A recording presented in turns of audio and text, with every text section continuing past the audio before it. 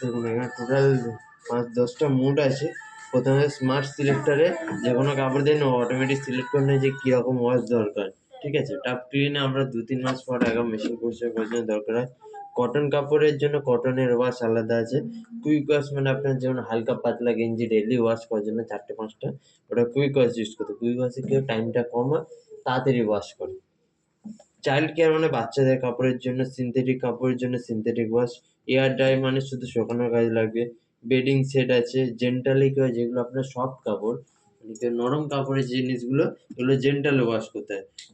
উলের কাপড় আছে। এটা হচ্ছে আপনার প্রোগ্রাম বাটন। এর যেমন 1 2 3 4 করে আছে না, যেমন আমি 4 নম্বর সেল করলাম, এটা 4-এ চলে গেল। এটা স্টার্ট, এটাই এটা স্টার্ট, এটাই পজ। ওয়াটার লেভেল আপনি এখান থেকে সেট করতে পারেন। 2 লিটার জল আছে। কুইক ওয়াশে মিনিমাম 1 থেকে 2 লিটার জল নেয়, ওর থেকে বেশি জল নেয় না। এই স্টার্ট। এতে চাইল্ড লকও আছে, যেমন স্পিনের সময় চাইল্ড লক আছে, এমনি সময় নর্মাল থাকে।